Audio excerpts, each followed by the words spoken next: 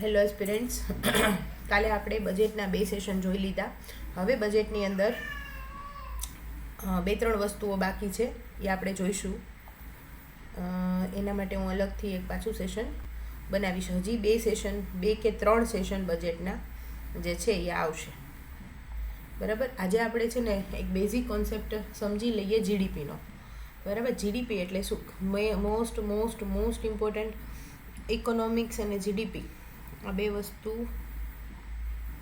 રીંગણા બટેટાના શાક જેવી છે.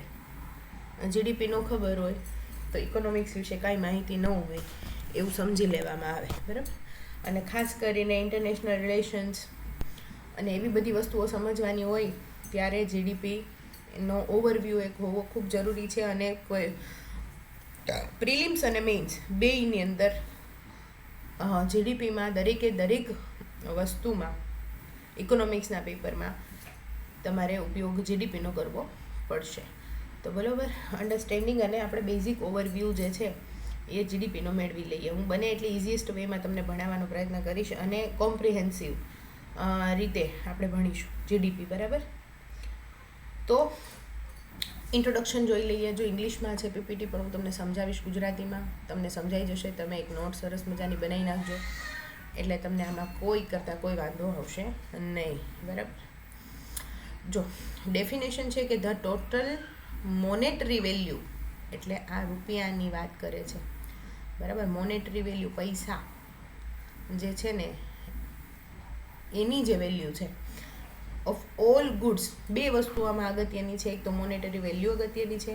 Goods and service is produced એટલે ઉત્પાદન વિધિન કન્ટ્રી, દેશની સરહદની અંદર. આપણો દેશ ભારત છે, એની અંદર જે પણ કાંઈ ઉત્પાદન થયું છે એની ફાઇનલ, દાખલા તરીકે આપણે ઘઉં છે, બરાબર, તો એ રો મટીરિયલ થઈ ગયું. એની અંદરથી રોટલી પણ બને, બ્રેડ પણ બને, મેગી પણ બને, જે પણ આટા મેગી બને ને, તો આ જે ફાઇનલ પ્રોડક્ટ છે ને, ફાઇનલ પ્રોડક્ટ એનો ભાવ. ઘઉંનો તો ભાવ હોય જ, બરાબર. પછી પાછો રોટલીનો અલગ ભાવ અને બ્રેડનો અલગ ભાવ, મેગીનો અલગ ભાવ, એવું નથી કરવામાં આવતું. ઘઉંમાંથી જે ફાઇનલ પ્રોડક્ટ બની રોટલી એનો ભાવ, બ્રેડ એનો ભાવ, મેગી એનો ભાવ, જે ફાઇનલ પ્રોડક્ટ છે એનો ભાવ, એનું જે ઉત્પાદન અને એની મોનેટરી, એની પૈસાકીય વેલ્યુ. બરાબર. ગીવન ઇન ધ પીરિયડ, એટલે જનરલી આપણે એક વર્ષ માટે ગણતા હોઈએ, ફાઇનાન્શિયલ યર માટે. તો ફાઇનાન્શિયલ યર કોને કહેવાય? તો ફાઇનાન્શિયલ યર જે છે એ માર્ચમાં શરૂ થતું હોય, એટલે 1 માર્ચ એપ્રિલથી શરૂ થતું હોય અને માર્ચમાં પૂર્ણ થતું હોય. બરાબર. આ ફાઇનાન્શિયલ યર કહેવાય. ફેબ્રુઆરીની અંદર જે છે એ આપણો બજેટ બહાર પડી જતું હોય અને એના પછી એપ્રિલથી માર્ચની અંદર બધા જે છે એ ઓડિટ 0 કરી નાખવાના હોય.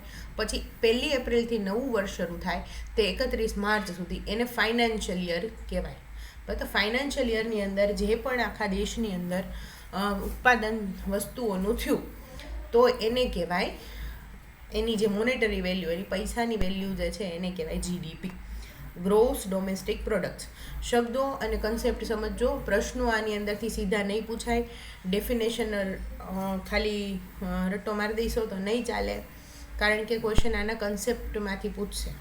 એટલે તમને ખબર હોવી જોઈએ કે કઈ વસ્તુ અગત્યની છે. તો 3 વસ્તુ અગત્યની છે. તો monetary value, goods and service produced within the country, ભારતની સરહદની અંદર ભારતના લોકો અથવા તો બહારના લોકો જે ઉત્પાદિત વસ્તુઓને કરે છે એની, તો એને કહેવાય એક વર્ષની અંદર, તો એને કહેવાય જીડીપી. બરાબર. દાખલા તરીકે આપણે એક એક્ઝામ્પલ લઈ લઈએ કે ભારતની સીમાની અંદર 10 મેગીના પેકેટ ઉત્પાદન થયા. બરાબર. એની અંદર જે પણ કાંઈ વસ્તુઓ એડ થઈ, મેંદો થયો, પાણી થયું, ગેસ થયો, બાકી જે મજૂરી થઈ, એ બધું આની અંદર આવી ગયું 10 મેગીના પેકેટમાં. અને એની ફાઇનલ જે પ્રાઇસ જે છે એ 10 રૂપિયા થઈ. બરાબર. એટલે 10 રૂપિયા 10 મેગીના પેકેટ. તો ભારતનું જીડીપી એક વર્ષની અંદર 100 રૂપિયા થયું. દાય શું થાય? બરાબર. 100 રૂપિયા જે છે એ ભારતની જીડીપી થઈ. એટલે આ વસ્તુ, જે 3 વસ્તુઓ મેં કીધી ને, એ ખાસ ઇમ્પોર્ટન્ટ છે, યાદ રાખજો. બરાબર. પછી it is the primary indicator used to gauge the health of economy. બરાબર, ભારતની કોઈ પણ દેશની ઇકોનોમીને વર્ણવવા માટે જીડીપી જે છે એ પ્રાઇમરી ફેક્ટર છે. કોઈ પણ દેશની ઇકોનોમિક વ્યવસ્થાને જીડીપીના આધારે આપણે સમજી શકીએ અને એનું ઇવેલ્યુએશન કરી નાખી શકીએ કે આ વિકસિત અર્થવ્યવસ્થા છે કે વિકાસશીલ અર્થવ્યવસ્થા છે. બરાબર, જીડીપીનું મહત્ત્વ શું છે? તો એ શું કરે છે? ઇકોનોમિક પરફોર્મન્સ, આખા દેશમાં જે ઉત્પાદિત વસ્તુઓ, પ્રોડક્શન કઈ રીતના થયું, એમ્પ્લોયમેન્ટ કઈ રીતના જનરેટ થઈ, એમ્પ્લોયમેન્ટ જનરેટ થાય એટલે ગરીબી દૂર થાય, ગરીબી દૂર થાય એટલે જીવન ધોરણ જે છે એ ઊંચા આવે, સ્ટાન્ડર્ડ ઓફ લિવિંગ. બરાબર, સ્ટાન્ડર્ડ ઓફ લિવિંગ ઊંચા આવે એટલે એક્સપોર્ટ વધે, એક્સપોર્ટ વધે એટલે દેશનું જે નાણું છે એ મજબૂત બને, નાણું મજબૂત બને એટલે ઇન્ટરનેશનલ માર્કેટમાં આપણી વેલ્યુ જે છે એ વધી જાય. બરાબર, તો ઇકોનોમિક પરફોર્મન્સ આખું જે છે એ જીડીપીના આધારે તમારું દેશનું જે છે એ બધા જે પણ કોઈ ઇન્ડેક્સીસ હોય, ઇન્ડાઇસીસ બહાર આવતા હોય, બરાબર, રિપોર્ટ્સ આવતા હોય તો એની અંદર જીડીપી, બરાબર, ફોરેન ઇન્વેસ્ટમેન્ટ કેટલું ભારતમાં આવશે એ કોના આધારે ખબર પડે? તો ભારતનું જીડીપી કેટલું રહે છે એના. જો જીડીપી નીચું હોય તો મતલબ છે કે પ્રોડક્શન નીચું છે, પ્રોડક્શન નીચું છે તો શું થશે? પ્રોડક્શન નીચું હશે તો જે ઓવરઓલ ઇન્કમ છે એ ઓછી હશે. ઓવરઓલ ઇન્કમ ઓછી હશે તો બહારના લોકોને જે છે ને ફાયદો થવો જોઈએ ફોરેન ઇન્વેસ્ટમેન્ટ માટે, એ ફાયદો એ લોકોને નહીં થાય. મૂળ તો એ લોકો શેના માટે કામ કરે? પ્રોફિટ માટે. અને પ્રોફિટ જો જનરેટ અહીંયા ન થઈ શકતો હોય તો એ લોકો અહીંયા આપણે ત્યાં ઇન્વેસ્ટમેન્ટ કરે નહીં. ને ફોરેન ઇન્વેસ્ટમેન્ટ ન આવે તો આપણી વિકાસ અર્થવ્યવસ્થા જે છે ને એ વિકસિત અવસ્થામાં ન આવે, વિકાસશીલ અવસ્થામાં જ રહે. બરાબર, તો કમ્પેર ઇકોનોમિક્સ. બરાબર, આગજો કે ભારત જે છે એ વિકાસશીલ દેશોમાં સૌથી આગળ પડતો ભાગ ભજવે છે, અગ્રેસર છે. એક આના આધારે ખબર પડી ભારતના સતત જીડીપીના વધારાના આધારે, અથવા તો જીડીપીનો ઘટાડો કે જે પણ કાંઈ પેલા આવ્યા અપ એન્ડ ડાઉન્સ, એની અંદર ભારતીય અર્થવ્યવસ્થાએ કઈ રીતે પોતાનું સ્થિતિ સાચવી રાખી એના આધારે ખબર પડે. તો આટલી વસ્તુ ઇમ્પોર્ટન્ટ છે. આ સ્લાઇડમાંથી કેટલું ઇમ્પોર્ટન્ટ છે? ઇમ્પોર્ટન્ટ એટલું છે. તમને છે ને આની ડેફિનેશન સીધી ગુજરાતીમાં લખવી હોય તો એવી લખી શકાય કે દેશની સરહદની અંદર ઉત્પાદિત થતા કુલ પ્રોડક્શન એટલે કે ઉત્પાદન નહીં રૂપિયાકીય વેલ્યુ અથવા પૈસાકીય કિંમત ને જીડીપી કહેવાય. બરાબર, ગુડ્સ અને સર્વિસ બે આવશે એમાં, માલ અને સેવાઓ. બરાબર, તો આ ઇમ્પોર્ટન્ટ છે, આ જીડીપી માટે મોસ્ટ ઇમ્પોર્ટન્ટ છે. આને ખાસ એટલું યાદ રાખી લેજો. 3 વસ્તુ ખાસ યાદ રાખવાની છે. દેશની સરહદની અંદર જો એ બહારનો વ્યક્તિ પણ કરતો હોય, એટલે કે ફોરેન ઇન્વેસ્ટર પણ એપલના ફોન અહીંયા બનાવતો હોય, બરાબર, એપલના ફોન ભારતની અંદર બને છે તો એ જ ભારતની જીડીપીનો જ ભાગ ગણાશે. બરાબર, પણ ભારતનો વ્યક્તિ જો બહાર જઈ, એટલે દાખલા તરીકે અંબાણીએ લંડનની અંદર પોતાની એક ફેક્ટરી સ્થાપી છે અને ત્યાં આગળ એને જે ઉત્પાદન થાય છે અને એનો જે એને નફો થાય છે તો એ વસ્તુ ભારતની સરહદની અંદર નથી આવતી એટલે એ જીડીપીમાં ગણાશે નહીં. તો એનામાં ગણવા માટે શું કરવું? તો એના ગણવા માટે એને મેથડ્સ આવશે, એ આગળ આપણે જોઈશું. બરાબર, ચલો. તો ભારતની સરહદની અંદર જે ઉત્પન્ન થાય ને એ જ બધી વસ્તુઓની ટોટલ ફાઇનલ ગુડ્સની મોનેટરી વેલ્યુ હોય ને એને જીડીપી કહેવાય. હવે જીડીપીના કમ્પોનન્ટ્સ કયા કયા છે? કમ્પોનન્ટ્સ એટલે કે એના વિભાગો. બરાબર, કઈ કઈ વસ્તુઓને આધારે જીડીપીને ગણવામાં આવશે? એક તો કન્ઝપ્શન. બરાબર, એટલી 142 કરોડની આપણી આબાદી છે, એ લોકો બધી વસ્તુઓ વાપરે છે. તો વાપરે છે એટલે યુઝ કરે છે, કન્ઝમ્પશન કરે છે એનું. બરાબર, તો એ જે વસ્તુઓ બને છે ભારતની અંદર તો એ કેટલી કન્ઝમ થાય છે? એક દુકાન છે દાખલા તરીકે, એની અંદર 10 લાખનો માલ છે. બરાબર, કરિયાણાની દુકાન છે, 10 લાખનો એની અંદર માલ છે. એક મહિનાને અંતે 10 લાખ રૂપિયામાંથી એ વસ્તુઓ બધી જ વેચાઈ જાય છે. જનરલી આવું થતું નથી, પણ આપણે આદર્શ સ્થિતિ વિચારીએ કે 10 લાખની બધી જ વસ્તુઓ વેચાઈ ગઈ અને એમાં એણે પોતાનો નફો એડ કરીને જે કર્યું હોય તો એને 11 લાખ રૂપિયા મળ્યા, તો 1 લાખ રૂપિયાની એને જે આવક થઈ. બરાબર, તો એ થઈ ગયું કન્ઝપ્શન, ટોટલ કન્ઝપ્શન. બરાબર, તો એ રીતે હોય, તો એ થઈ ગયું કન્ઝમ્પશન. ઇન્વેસ્ટમેન્ટ, બહારના લોકો, વિદેશના લોકો જે ભારતની અંદર ઇન્વેસ્ટમેન્ટ કરે, એપલના ફોન બને, ચિપ્સ બને, બરાબર, જે પણ કાંઈ બહારની પુમાના શૂઝ અંદર બને, મેન્યુફેક્ચરિંગ પોઈન્ટ અંદર આ ભારતમાં રાખવામાં આવ્યું હોય તો એ બને. તો ઇન્ટરનેશનલ બ્રાન્ડ્સની જે પણ કાંઈ વસ્તુઓ ભારતની અંદર બને એટલે ભારતની અંદર શું થાય, ઇન્વેસ્ટમેન્ટ થાય, પાર્શિયલે હોય અને ફૂલે હોય, બરાબર. Foreign direct investment, direct investment પણ હોય. ડાયરેક્ટ એટલે શું, તો કે અહીંયા જ તે મેન્યુફેક્ચરિંગ પોઈન્ટ બનાવી દે. અને બીજું પાર્શિયલ એટલે શું, તો કે અંબાણીની જે કંપની છે એની અંદર પોતાના શેર્સ ખરીદે, બરાબર. હવે જો મેન્યુફેક્ચરિંગ અહીંયા કર્યું હોય ને એણે, તો એને અહીંયાથી ઉઠવું હોય તો એ ઉઠી ન શકે, પણ શેર્સ લીધા હોય ને જો કંપનીના શેર ગગડ્યા તો એ તરત પોતાનું ઇન્વેસ્ટમેન્ટ બહાર લઈ લે. એટલે આ છે ને પ્રમાણમાં સ્થિર ઇન્વેસ્ટમેન્ટ હોય, બરાબર. તો એ ઇન્વેસ્ટમેન્ટ છે. તો business spending on capital goods, તો એને કહેવાય. એટલે એમાં મશીનરીઝ આવે, ટૂલ્સ આવે, બરાબર. ફાઇનલ પ્રોડક્ટ ભલે ચાઇનામાં બનતી હોય પણ અહીંયાથી વસ્તુઓ બનીને ત્યાં આગળ ગઈ તો બરાબર, તો એનું મેન્યુફેક્ચરિંગ પોઈન્ટ અહીંયા છે તો એ આવશે, ઇન્વેસ્ટમેન્ટમાં આવશે. Includes residential and business investment. Residential એટલે મેં કીધું એ મેન્યુફેક્ચરિંગ પોઈન્ટ. પછી કોઈ બેંક છે તો બેંકની અંદરના કર્મચારીઓ જે દેશના હશે, ફોરેન બેંક હશે તો એના કર્મચારીઓ અહીંયા રહેતા હશે તો એ રેસિડેન્શિયલ થઈ ગયું. હા, હાલો, ઓલું કરતી હતી ને વિડીયો રેકોર્ડ, એટલે આ 2 મિનિટમાં થઈ જશે, પૂરું થઈ જશે. નીકળી ગયા તમે? ના ના, બાકી નથી કરીને કરી. હા,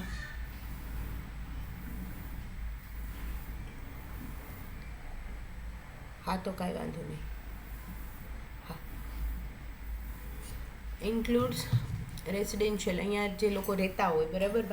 જેમ ભારતના લોકો બહાર રહેવા જાય એમ બહારના લોકો પણ બિહારના, ભૂતાનના, નેપાળના લોકો અહીંયા રહેતા હોય.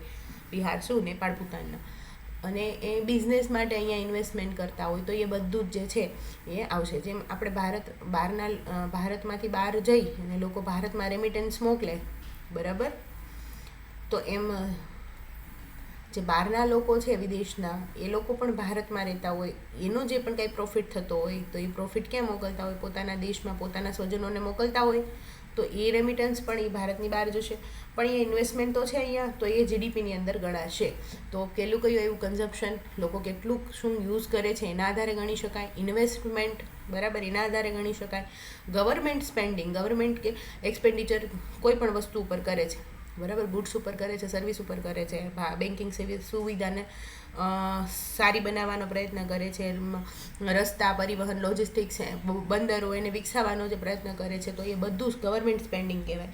તો એ પણ જીડીપીનો કોમ્પોનન્ટ છે, બરાબર. પછી does not include transfer payments. જો ટ્રાન્સફર પેમેન્ટ બધી બેન્કો આવે ને, યુપીઆઈ જેવી, બરાબર, પેમેન્ટ બેન્ક્સ બધી હોય, યુનિફાઈડ પેમેન્ટ ઇન્ટરફેસ, એ રીતનું જે હોય ને, લાઈક પેન્શન, સબસિડીઝ, તો આ બધી જે વસ્તુઓ છે ને એ આની અંદર ગવર્મેન્ટ સ્પેન્ડિંગમાં પેલું નહીં થાય. જો આપણે કાલે બજેટ ભણ્યા ને, તમને સમજાવવાનો પ્રયત્ન કરું. આપણે કાલે બજેટ ભણ્યા, એની અંદર 2 વસ્તુ હતી. એક હતી મહેસૂલી, એટલે કે રાજસ્વ, એટલે એને કહેવાય શું કહેવાય, કેપિટલ એટલે મૂડી, બરાબર. કેપિટલ અને રાજસ્વ, મહેસૂલીને શું કહેવાય છે ઇંગ્લિશમાં? ચલો ને તમને સમજાય એટલે ઘણું. કેપિટલ એટલે મૂડી, મહેસૂલી એટલે કરની આવક, બરાબર. તો કરની આવક અને ખર્ચ બંને હોય. મહેસૂલમાંથી આવક પણ થતી હોય અને ખર્ચ પણ થતો હોય. આવક કઈ રીતની થતી હોય? મહેસૂલી આવક તો બધા આપણે ટેક્સ ભરીએ છીએ, જીએસટી ભરીએ છીએ, ઇન્કમ ટેક્સ, કોર્પોરેશન ટેક્સ, આ બધા ટેક્સ જે છે એ મહેસૂલી આવકમાં આવે. ખર્ચ કયા આવે? સબસિડી સરકાર આપે, બરાબર. લોકોને ખેતર ઉપર, ફૂડ ઉપર સબસિડી મળે, ફર્ટિલાઇઝર્સ ઉપર સબસિડી મળે, હા, પેટ્રોલિયમ ઉપર સબસિડી મળે. તો એ બધું શું થઈ ગયું? તો એ બધું થઈ ગયું મહેસૂલી ખર્ચ, બરાબર. સેમ કેપિટલમાં જે ખર્ચ, કેપિટલ અને મહેસૂલ, આ 2 વચ્ચે શું એક્ઝેક્ટ ડિફરન્સ છે ને એ હું તમને આનું જે ચેપ્ટર છે ને, બજેટવાળું ચેપ્ટર, પહેલામાં 11મા ધોરણની જીસીઆરટીમાં 7મું ચેપ્ટર છે, બરાબર, એમાંથી ભણાવીશ, બરાબર. એટલે તમને એક્ઝેક્ટ આઈડિયા આવી જશે કે શું આમાં આવે અને શું ન આવે. તો એ રીતના છે. તો આ ગવર્મેન્ટ સ્પેન્ડિંગની અંદર ગવર્મેન્ટ જે સ્પેન્ડ કરે છે ને એની અંદર આ ટ્રાન્સફર પેમેન્ટ્સ જે છે, એટલે કે આ પેન્શન આપે છે, પગાર આપે છે, સબસિડીઝ આપે છે, જો જે પણ કાંઈ ગવર્મેન્ટ અધિકારીઓ છે ને પગાર પણ આપવા પડે તો એ બધા મહેસૂલી ખર્ચમાં જાય, બરાબર. તો મહેસૂલી ખર્ચ, પેન્શન પણ મહેસૂલી ખર્ચમાં જાય, તો એ બધું જે છે એ આની અંદર ઇન્ક્લુડ થતું નથી, એક્સક્લુડેડ છે. પ્રશ્ન સીધો પૂછાઈ શકે, સબસિડી આવે કે ન આવે કોમ્પોનન્ટ્સ ઓફ જીડીપીમાં, બરાબર. તો નથી આવતું, પેન્શન નથી આવતું, સબસિડીઝ નથી આવતી, વેતન નથી આવતા, ભથ્થા નથી આવતા, બરાબર. પછી નેટ એક્સપોર્ટ્સ. નેટ એટલે શું? પહેલાં જો ગ્રોસ અને નેટ વચ્ચેનો તફાવત આપણે સમજી લઈએ. ગ્રોસ એટલે શું અને નેટ એટલે શું? દાખલા તરીકે કોઈ એક વ્યક્તિ છે, એ વ્યક્તિનો પગાર જે ઓન પેપર જે છે ને, દાખલા તરીકે હું રિસર્ચમાં કામ કરતી હતી તો મારો ઓન પેપર પગાર જે છે એ 54,400 રૂપિયા હતો, બરાબર. પણ TDS, પ્રોફેશનલ ટેક્સ, આ ટેક્સ, તે ટેક્સ, એ બધું કપાય અને મારી પાસે દર મહિને TDS એટલે શું? મેં ટેક્સ ડિડક્ટેડ એટ સોર્સ, એ વસ્તુ મેં તમને સમજાવી દીધી, બરાબર. તો મારી પાસે આવે કેટલા? 49,600 રૂપિયા આવતા હતા મારા બેંક અકાઉન્ટમાં. દર મહિને જે જમા થાય એ પૈસા એટલા હતા, 49,600. તો આ મારી ગ્રોસ સેલેરી થઈ અને આ મારી નેટ સેલેરી થઈ, બરાબર. તો નેટ એક્સપોર્ટ એટલે શું? તો કે ભારતની અંદર એક્સપોર્ટ માઇનસ ઇમ્પોર્ટ. ભારતની અંદર દાખલા તરીકે 10 મેગીના પેકેટ બને છે, એને કોણ વાપરે છે? આફ્રિકા વાપરે છે. તો અહીંયાથી 10 મેગીના પેકેટ એક્સપોર્ટ થઈ ગયા, પણ ત્યાં મેગી નહીં, ત્યાં કંઈક બીજા નૂડલ્સ બને છે, બરાબર. એ આફ્રિકાવાળા 5 પેકેટ અહીંયા પાછા મોકલે છે. ભાવ આપણે માની લઈએ કે બેયનો સેમ જ છે. અહીંયાથી 100 રૂપિયા ગયા અને આપણે પાછા એને ઇમ્પોર્ટ કર્યા 5 મેગીના પેકેટ, જેના 50 રૂપિયા થાય. તો 50 રૂપિયા આપણે પાછા એને આપવા પડે. તો 100માંથી 50 જાય તો 50 જે છે ને એ નેટ આપણું એક્સપોર્ટ થયું, બરાબર. એટલે કે જે આપણે એક્સપોર્ટ કરીએ છીએ એમાંથી આપણે ઇમ્પોર્ટ્સને બાદ કરી નાખીએ તો આપણી જે કિંમત આવે ને એ પહેલાંની અંદર થાય. હવે માની લો કે એક્સપોર્ટ જે છે ને એ ઓછું છે અને ઇમ્પોર્ટ જે છે એ વધારે છે. આપણે આ વર્ષે 100 કરોડ રૂપિયાનું એક્સપોર્ટ કર્યું, બરાબર. 100 કરોડ રૂપિયાનું અલગ અલગ દેશોમાં બધે એક્સપોર્ટ કર્યું, આપણી બનતી વસ્તુઓ, અમૂલ ઘીના તેન, બરાબર. અને ઇમ્પોર્ટ આપણે કર્યું 110 કરોડનું. આપણે ઘઉં જોતા હતા, આપણે તુવેર દાળ જોતી હતી, બરાબર. તો એ બધું પ્રોટીન ઇન્ફ્લેશનના લીધે તો એ બધું આપણે ઇમ્પોર્ટ કર્યું, તો આપણે તો કેટલા થયા? -10 થઈ ગયા. તો એ જીડીપીમાંથી જે છે એ બાદ થશે, એટલે નેટ એક્સપોર્ટ એવો શબ્દ વાપરેલો છે. તો export are good service sold abroad, એટલે કે વિદેશમાં જે વેચાય છે આપણી અને import are goods and service bought from abroad, એટલે કે આપણે જે એના બાયર છીએ, આપણે જે ખરીદીએ છીએ, બરાબર. ઘણી વખત એવું થઈ જાય કે ખરીદી આપણી વધારે હોય અને વેચાણ આપણું ઓછું હોય, ત્યારે શું થાય? ખરીદી માઇનસ વેચાણ બરાબર નુકસાન થાય, કહેવાય ને ઓલું નફો નુકસાન એ વાળું સૂત્ર છે ને, એ રીતનું થાય. તો નુકસાન આપણું થાય, તો એ જીડીપીમાંથી પછી બાદ થતું હોય. અને જો એક્સપોર્ટ આપણો સરપ્લસમાં હોય, આપણો એક્સપોર્ટ વધારે હોય અને ઇમ્પોર્ટ ઓછો હોય, એટલે તે export base, export driven economy આપણે બનવાનો પ્રયત્ન કરીએ છીએ, બરાબર. તો આ જીડીપીના જે કન્સેપ્ટ છે ને એ આખા ઓવરઓલ ઇકોનોમીની સાથે સંકળાયેલા છે. તો કમ્પોનન્ટ થઈ ગયા કન્ઝમ્પશન, એટલે કે જે ગ્રહણ કરે છે નાગરિકોએ. પછી ઇન્વેસ્ટમેન્ટ એટલે સરકારનું ઇન્વેસ્ટમેન્ટ અને ઇન્ડિવિડ્યુઅલ ઇન્વેસ્ટમેન્ટ. ગવર્મેન્ટ સ્પેન્ડિંગ જે કેપિટલ આપણે એક્સપેન્ડિચર કીધું એ કેપિટલ અને બંનેમાં થાય, બરાબર. મહેસૂલીમાં પણ આપણે ગવર્મેન્ટ જે છે એ સ્પેન્ડ કરતી હોય, ફર્ટિલાઇઝરમાં કરતી હોય, ફૂડમાં આપતી હોય, સબસિડી આપતી હોય, તો એ બધું ગવર્મેન્ટ જે છે એ સ્પેન્ડ કરતી હોય કોના? ભારતના લોકો માટે. તો એ બધું આવી જશે આની અંદર અને નેટ એક્સપોર્ટ આવી જશે, બરાબર. તો આ સીધો પ્રશ્ન પૂછાય એવો છે. આમાંથી 3 આપેલા હોય અને એક ન આપેલું હોય, એક અલગ આપેલું હોય, તો તમને યાદ રહેવા જોઈએ. ઇઝી છે, એટલું અઘરું નથી, સમજી જાઓ ને એટલે યાદ રહી જાય એવું છે. પછી types of GDP, excuse me, types of જીડીપીમાં શું આવશે? બરાબર. તો એક આવશે નોમિનલ જીડીપી. આ વસ્તુ મેં તમને સમજાવી દીધેલી, ફરી વાર આપણે સમજીએ. અને GDP at PPP, purchasing power parity, બરાબર. 3 વસ્તુને આપણે અલગ અલગ સમજીએ. જો આમાં પહેલાં વાંચી લઈએ કે measures the value of goods and services at current market price. Current અત્યારની હાલની સ્થિતિ, હાલનો ખર્ચ શું છે એના આધારે જીડીપીનું જે મૂલ્યાંકન થાય એને કહેવાય નોમિનલ જીડીપી. હમણાં સમજાવું છું ઉદાહરણ સાથે. રિયલ જીડીપી એટલે એડજસ્ટેડ ફોર ધ ઇન્ફ્લેશન, મોંઘવારીને એની અંદર બાદ કરવામાં આવી હોય. Reflecting the true value of goods and services over time. આ શું છે કહેવા માંગે છે હું સમજાવું હમણાં. અને પરચેસિંગ પાવર પેરિટી, તો પરચેસિંગ એટલે શું? ખરીદ કરવાની આપણી શક્તિ. કોઈ પણ દેશની જે છે એ ખરીદ કરવાની શક્તિ અલગ અલગ હોય. દાખલા તરીકે $1 આપણે દૂધ લેવું હોય તો 2 લીટર દૂધ આવે, બરાબર. પણ રૂપિયામાં એને કન્વર્ટ કરીને લઈએ તો 80 રૂપિયા આપણા થાય. 80 રૂપિયા થાય ને ત્યારે 2 લીટર દૂધ આવે. આ એક સમજવા માટે છે, એક્ઝેક્ટ ભાવ મને નથી ખબર, પણ તમે સમજી જાઓ એટલા માટે. તો આ $1 વધારે કહેવાય કે 80 રૂપિયા વધારે કહેવાય? બરાબર. આમ જોવા જઈએ તો એનું પેલું સરખું છે, પણ જેટલી અમેરિકામાં કોઈ વસ્તુ ખરીદવી હોય તો અમેરિકનોએ ઓછા પૈસા આપવા પડે, એ જ વસ્તુ આપણે ખરીદવી હોય તો વધારે પૈસા આપવા પડે. તો એને કહેવાય પરચેસિંગ પાવર પેરિટી. પરચેસિંગ એટલે ખરીદ શક્તિ. રૂપિયાની ખરીદ શક્તિ કેટલી છે? 1 રૂપિયામાં જે આવે છે એ ડોલરના કેટલા ભાગની અંદર આવશે, બરાબર એમ. તો એ રીતે તો $1 ભાવ 80, $1 ભાવ 80, 82, 83 રૂપિયા જેટલો હોય તો અમેરિકાનો વ્યક્તિ છે એને $1 આપવો પડશે, જ્યારે ભારતના વ્યક્તિએ 80 રૂપિયા આપવા પડશે, ત્યારે એને સેમ વસ્તુ જે મળશે. તો પીપીપી પરચેસિંગ પાવર પેરિટીના અંડરમાં ભારત જે છે એ ત્રીજી સૌથી મોટી અર્થવ્યવસ્થા જે છે એ છે. અને આમ જોવા જઈએ તો 5 છે, બરાબર. અને આપણે ત્રીજી આમાં પણ બની જઈશું એ આવતા 2036 કે 35 સુધીમાં, એવું લક્ષ્યાંક છે. એ અલગ વાત છે, એમાં જોઈ લઈશું આપણે, બરાબર. નોમિનલ જીડીપી એટલે શું? તો કે દાખલા તરીકે આપણે મેગીના પેકેટ જ લઈ લઈએ પાછા. 10 મેગીના પેકેટ જે છે એ બન્યા, બધાનો ભાવ જે છે એ 10 રૂપિયા છે. એટલે કેટલા? 10 મેગીના પેકેટના 100 રૂપિયા. એટલે ભારતની અંદર જે જીડીપી જે થઈ એ 100 રૂપિયા થઈ, બરાબર. ક્યારે? 2023માં. હવે આપણે 2024ની વાત કરીએ. 2024માં તે, બરાબર, 10 જ મેગીના પેકેટ બન્યા, પણ ભાવ વધારો થયો એટલે આના થઈ ગયા 15 રૂપિયા. તો અહીંયા થયું 150 રૂપિયા જે છે એ ભારતની જીડીપી થઈ. હવે આ જોવે ને આ જોવે તો લોકોને શું થાય કે ઓહો, ભારતની જીડીપી તો વધી ગઈ, બરાબર. પણ જીડીપી વધી નથી, ભાવ વધારાના લીધે એ વધેલી દેખાય છે. તો એને શું કહેવાય? એને કહેવાય નોમિનલ જીડીપી. એટલે કે અત્યારે કરંટ માર્કેટ પ્રાઇઝમાં જે છે એને જે જીડીપી છે એને કહેવાય. પણ 2011માં જે છે એ જે મેગીના પેકેટનો ભાવ 2011ને બેઝ યર તરીકે અથવા તો આ ગણતરી માટે એડજસ્ટેડ યર તરીકે લેવામાં આવે છે, એટલે મેં 2000 લખ્યું છે, બરાબર. ત્યારે જે મેગીના પેકેટનો ભાવ છે એ 9 રૂપિયા હતો. આપણે ધારીએ છીએ, બરાબર, 9 રૂપિયા હતો.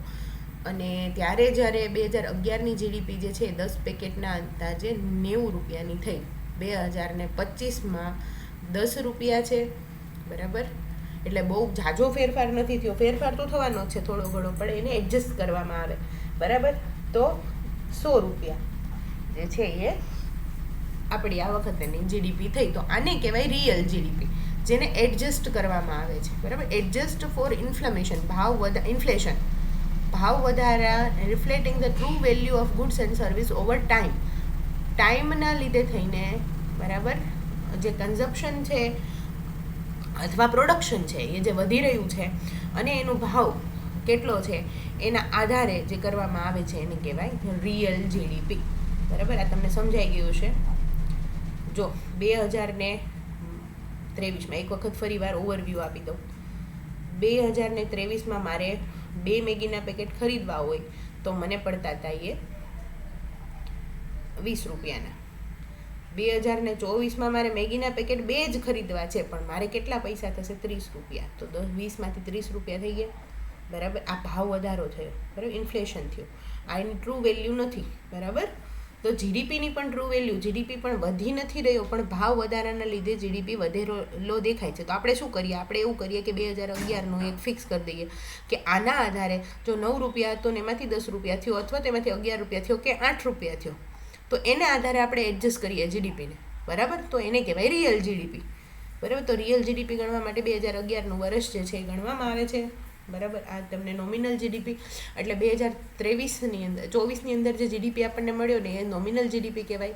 રિયલ જીડીપી જે છે એ આ એડજસ્ટ કરીને પછી જે મળે એ જીડીપી કહેવાય, બરાબર.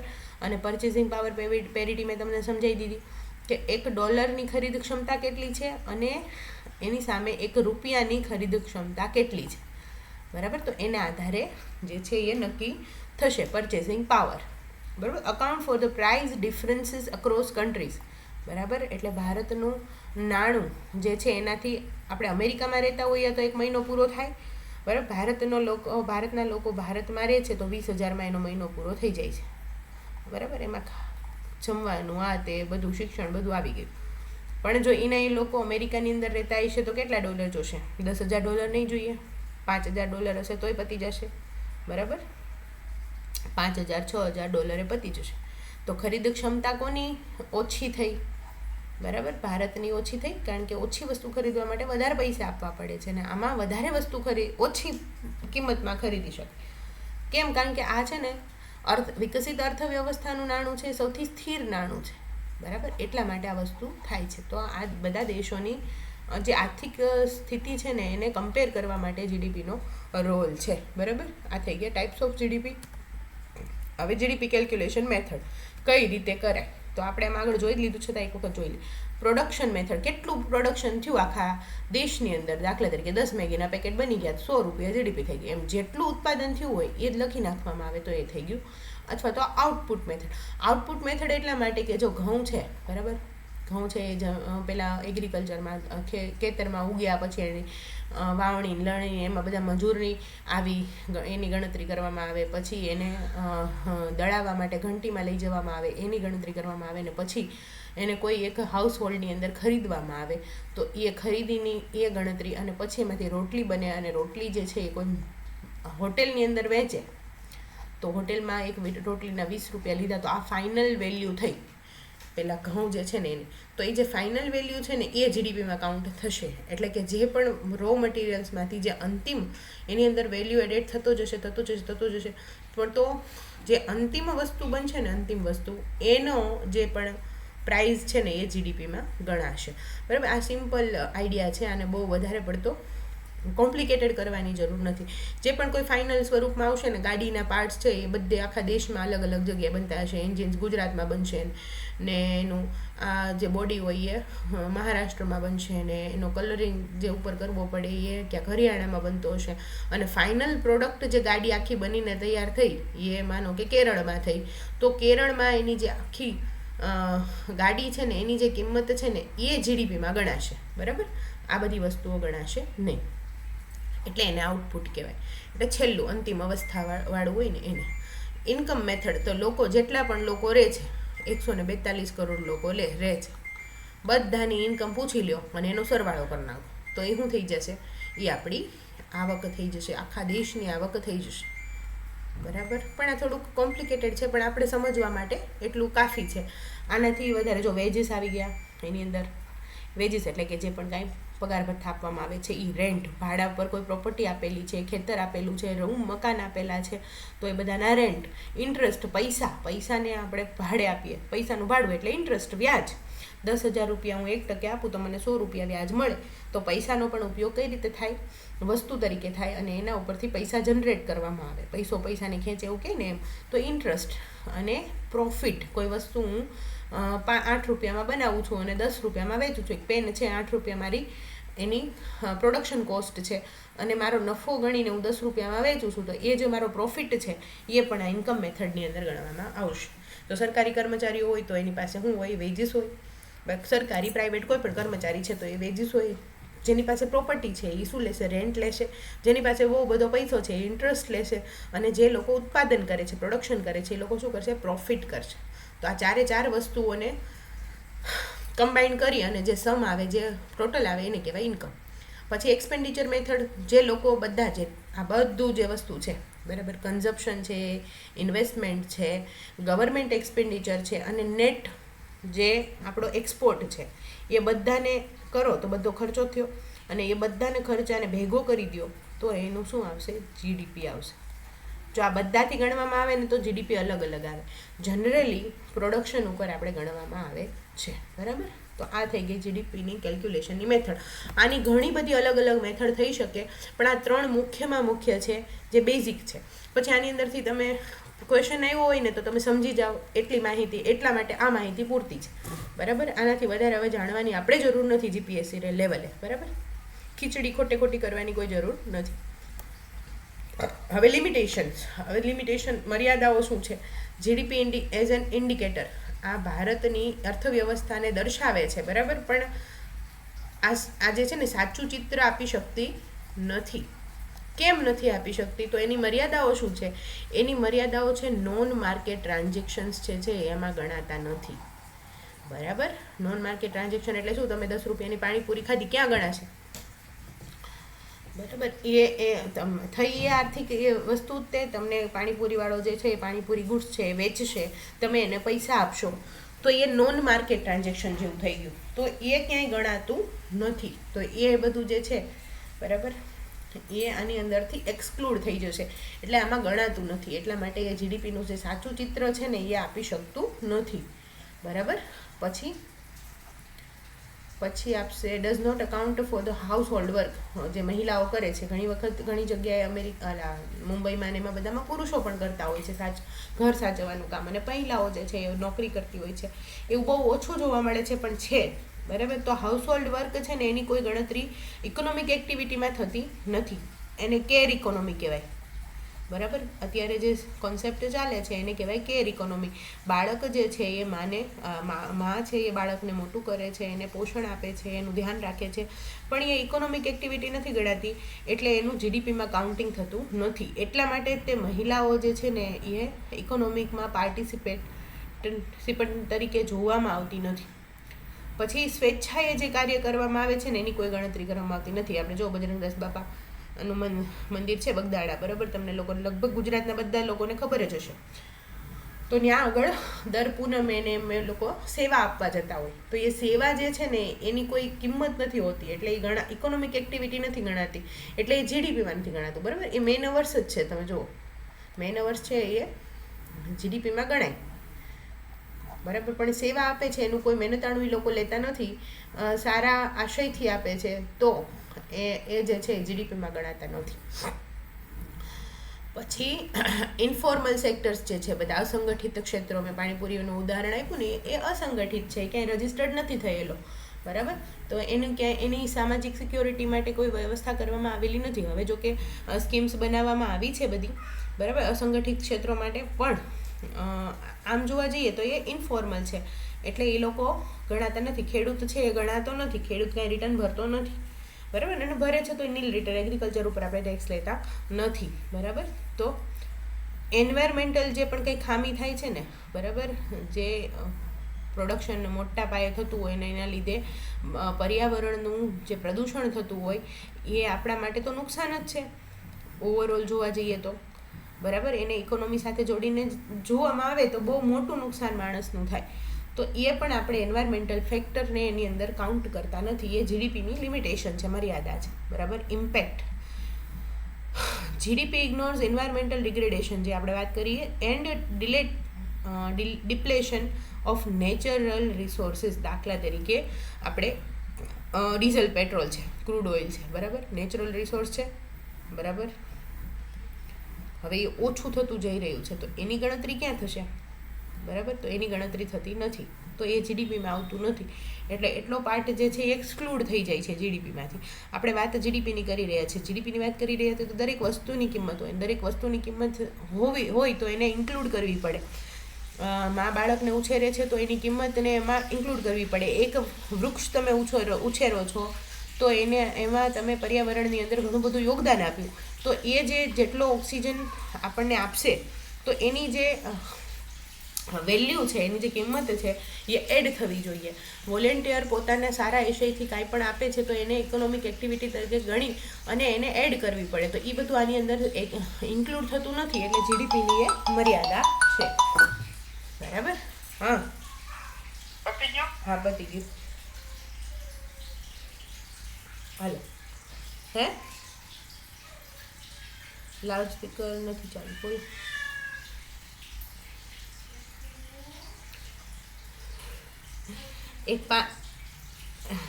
5 મિનિટમાં ફોન કરું, એક 5 જ મિનિટમાં ખાલી આ સમેટી લઉં બધું. બરાબર. પછી ઇન્કમ ઇનઇક્વાલિટી, આવકની અસમાનતા. અંબાણી પાસે એક દેશ આખો ચલાવે એટલા પૈસા છે અને એની સામે તમે જુઓ ઝૂંપડપટ્ટીમાં રહેતા હોય, 2 ટાઈમનું ખાવાનું પણ ભેગું થતું નથી. તો આ ઇન્કમની ઇનઇક્વાલિટી જે છે ને એ જીડીપીમાં થતી નથી, રિફ્લેક્ટ થતી નથી. એટલે જીડીપીની એ મર્યાદા છે. જીડીપી એવું કશું કરવાનો પ્રયત્ન નથી કરતા કે બધાને સમાનતા હોય, આવકની સમાનતા હોય, જીવન ધોરણની સમાનતા હોય. તો અર્થવ્યવસ્થા, જીડીપી વધારે છે એટલે અર્થવ્યવસ્થા બહુ વિકસિત છે એવું લાગે આપણને, પણ એની સામે એમાં રહેતા લોકોની સ્થિતિ કેવી છે એ તો ન ખબર પડે. તો એટલે ઇન્કમની ઇનઇક્વાલિટી જીડીપીમાં રિફ્લેક્ટ નથી થતી, એની મર્યાદા છે. બરાબર. પછી શું આવશે? પોપ્યુલેશન. પોપ્યુલેશન એ તો થઈ ગયું વસ્તુ આવે છે. એક જ મિનિટ, બંધ થઈ ગયું. ચાલો, તો આ બસ એટલું જ હતું, આખું પ્રેઝન્ટેશન જ બંધ થઈ ગયું. તો બસ આ પૂરું થઈ ગયું. અહીંયા આપણે આ પીપીટી જે છે બનાવી છે મેં, એ હું અપલોડ કરી દઈશ, એમાંથી તમે વાંચી લેજો એટલે એકવાર તમને સમજાઈ જશે. બરાબર. આજે આપણે છૂટા પડીએ, કાલે ફરીવાર ડેઇલી ન્યૂઝ એનાલિસિસ